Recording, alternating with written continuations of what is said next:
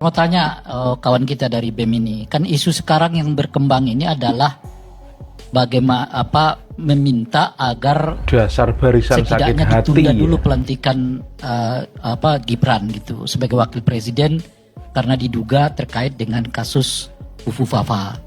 Anda setuju apa enggak itu? Ya, tadi saya juga mau bertanya itu. Jadi rupanya Gibran Anda masih terima jadi wakil presiden.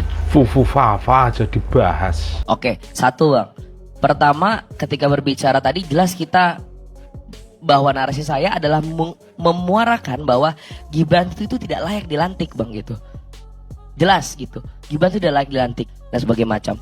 Dan jelas kalau statement kami Wah, sewa abal-abal. bahwa Gibran tidak layak dilantik lebih dari sekedar dia punya riwayat Fafa, tapi proses pemilu yang masih saat ini meninggalkan residu buruk Bang gitu. Begini juga sebetulnya semua spekulasi, semua provokasi soal Gibran, soal Pak Jokowi itu terlalu fokus kepada dua orang ini sehingga seperti melupakan Pak Prabowo.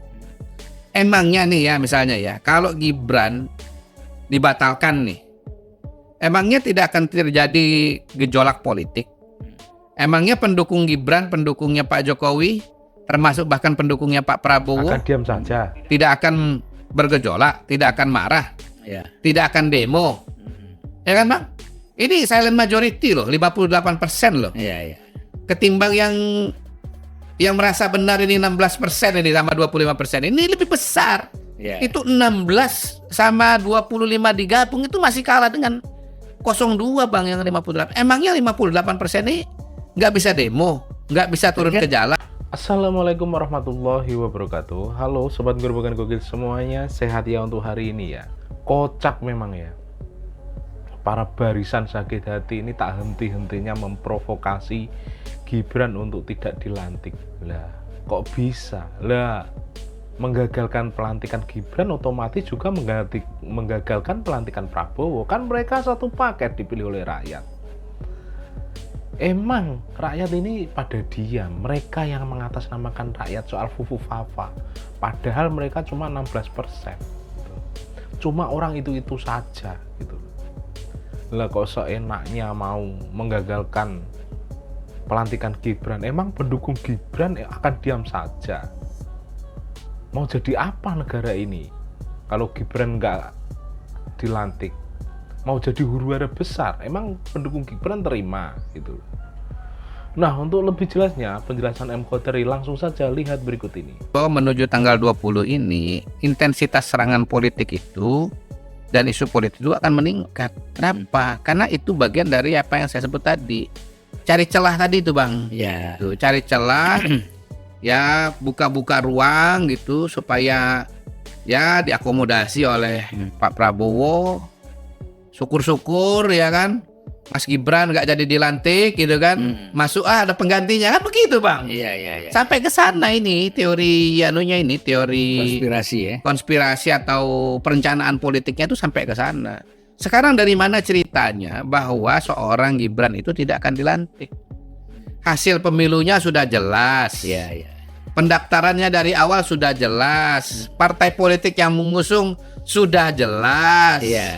Semua keluhan-keluhan sudah diproses di Mahkamah Konstitusi yang merupakan keputusan final mengenai sengketa pemilu. Ya kan? PT UN gagal. Belum. Belum ya? PT UN ini belum. Justru sekarang ini Bang, yang dianggap menjadi celah baru itu adalah keputusan PT UN. Nah, soal keputusan PT UN yang meminta pencalonan Gibran itu dibatalkan, itu sendiri sebetulnya kalau kita baca gugatannya gitu ya, itu sebetulnya tidak mungkin diterima juga. Pertama, emangnya tidak punya legal standing. Yang mengajukan PDI Perjuangan sebagai partai. Yang punya legal standing itu kalau Pilpres adalah paslon. Langsung. Kalau legal standingnya aja udah nggak ketemu, nggak usah ngelihat isinya lagi Bang. Nggak usah. Langsung dicoret. Anda ini tidak punya posisi, tidak berhak untuk mengajukan gugatan. Benar. Harus paslon. Iya, harus paslon. Yang kedua, gugatan itu ya adalah hal-hal yang sudah diputuskan oleh Mahkamah Konstitusi. di mana semua sengketa itu final di Mahkamah Konstitusi. Nggak ada ceritanya MK nanti dikoreksi oleh petun, nggak mungkin tuh Bang, nggak mungkin.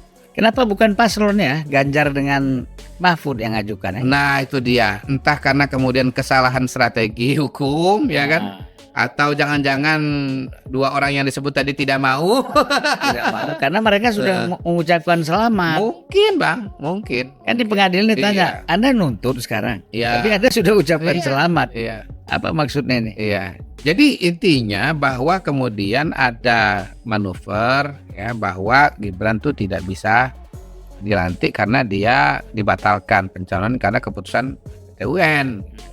Masih ada argumentasi-argumentasi lain yang bisa kita ajukan untuk mengcounter gugatan dari PDI Perjuangan tersebut.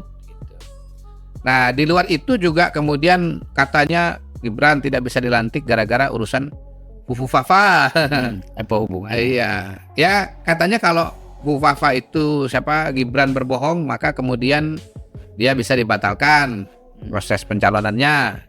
Ini kan semua ruang-ruang yang rasanya tidak akan terjadi, tidak mungkin terjadi itu diungkit-ungkit Pak, gitu loh. Ya, kalaupun misalnya nih ya, misalnya bahwa itu adalah Gibran, kan sekarang apakah yang disebut-sebut oleh Fufufafa itu merasa keberatan Ya. pada hari ini ya, terutama ya, apakah akan memperkarakan secara hukum misalnya? Kalau menurut saya sih justru arahnya ke sana, didorong-dorong terus supaya yang disebut-sebut oleh Fufufafa itu, akun Fufufafa itu mempersoalkan secara hukum, merasa kecewa secara pribadi ya kan, mendidih darahnya gitu, emosional sehingga patah hubungan dengan Gibran. Ya. Jadi Nyatanya sampai hari ini Mas Gibran itu tetap berkomunikasi kok dengan Pak Prabowo, kok hubungannya baik. baik. Iya. Mereka sering berdua. Diperhatikan kok, rambutnya agak panjang begitu dikomentarin, kan gitu kan? Itu rambutnya panjang kan begitu kan, potong rambutnya gitu. Bayangkan Bang, menurut saya kalau hal-hal yang kecil begitu diperhatikan kan artinya memang secara psikologi kan nyaman gitu ya. Iya. Saya ini membandingkan aja tuh, rambutnya kemarin panjang, ini agak pendek gitu. Rupanya katanya kabarnya itu dikomentarin oleh Pak Prabowo. Iya. Iya, di komen begitu kan artinya diperhatiin. Tapi jangan seperti Ganjar. Kenapa? Waktu pidato Pak Jokowi ngomong rambut putih, langsung dia merasa dia yang rambut yang dimaksud. Iya. Tapi gini, Mr. Q, saya ini sudah berpikir sejak lama bahwa memang serangan ke Gibran ini kenapa sampai betul-betul luar biasa ya, meluas, ya kan, fokus dan meluas. Ini kan satu targetnya ingin menggagalkan Gibran. Iya. Kalau Gibran gagal, kan satu paket dengan Prabowo. Iya. Prabowo juga gagal dilantik. Iya. Nah, kemudian diskualifikasi. Iya. Nah, target mereka berhasil kalau Iya, itu. iya. Artinya Anies lah yang menjadi Bukan Ganjar ya, Pak? bukan Anies. Kenapa Anies? Yang nomor 2 kan? Biar nih 03 nih mendengar nih Iya. bahwa kalau Anda nyerang-nyerang Pak Jokowi, nyerang-nyerang Prabowo Gibran dan didiskualifikasi yang naik Anies. Iya. Bukan Ganjar. Iya, Bang. Itu kan upayanya. Iya. Tapi kan sangat sulit dan tidak mungkin. Secara hukum konstitusi, terutama proses-proses politik yang sudah dilalui kan tidak mungkin. Iya. Kan